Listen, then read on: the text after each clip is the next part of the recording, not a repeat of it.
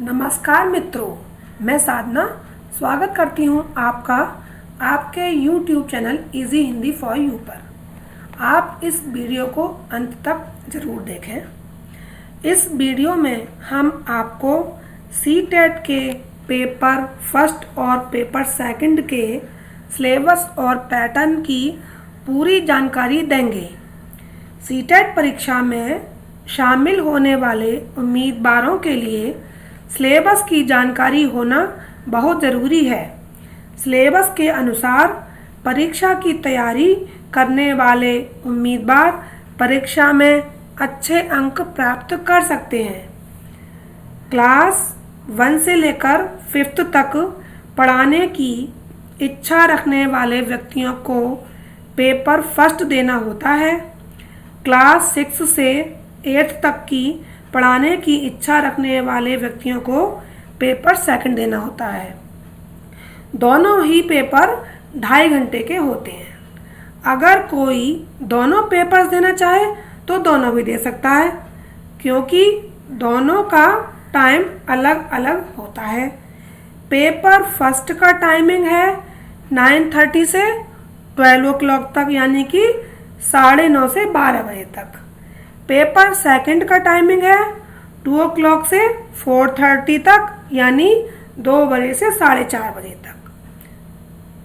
CTET का अब पाठ्यक्रम देखते हैं। जैसा कि आप इस तालिका में देख रहे हैं कि एक तरफ विषय दिए गए हैं और प्रश्नों की संख्या भी दी हुई है और अंक भी दिए हुए हैं। जैसे कि पहला है बाल विकास एवं शिक्षा शास्त्र, तो इसमें 30 ही प्रश्न आएंगे और वो 30 ही मार्क्स के होंगे, यानी कि हर एक प्रश्न 1 मार्क का होगा।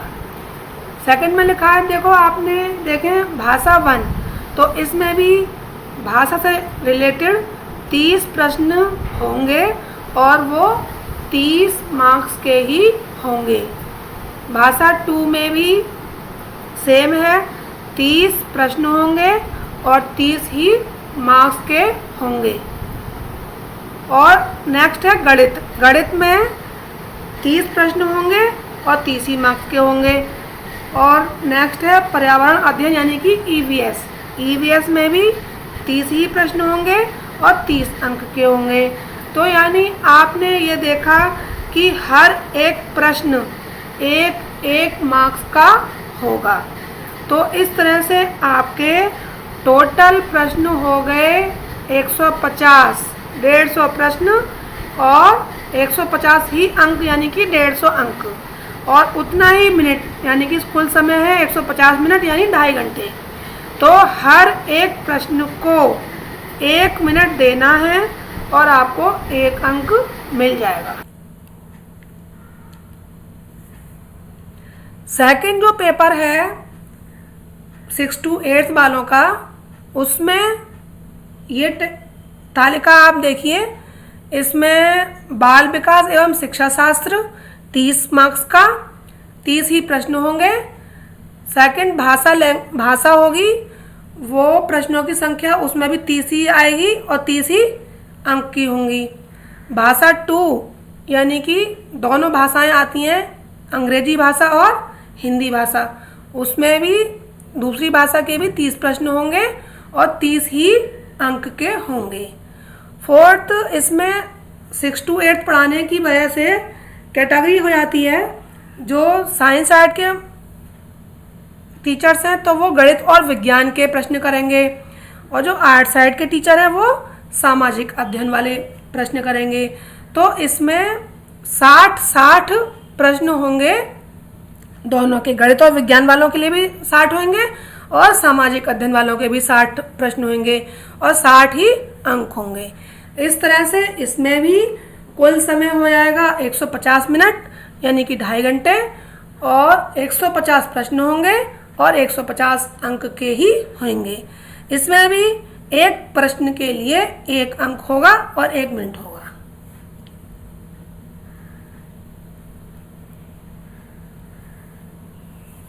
अब आती है बारी जो पेपर 1 में आपका हिंदी लैंग्वेज से संबंधित जो क्वेश्चन आते हैं उसमें आते हैं अपठित गद्यांश और अपठित काव्यांश।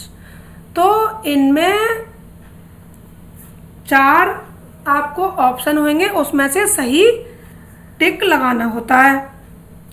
तो उसके अंदर कुछ टॉपिक्स होते हैं जो आपको उस गद्यांश या काव्यांश पर डिपेंड होते हैं। तो उनमें व्याकरण से संबंधित कुछ टॉपिक हैं जो अगर आप ये टॉपिक पढ़ लेंगे तो आपके जो 15 मार्क्स के अपठित गद्यांश और काव्यांश के प्रश्न हैं वो आपके पक्की तरह से हो जाएंगे सही, और आपके 15 मार्क्स पक्के हो जाएंगे।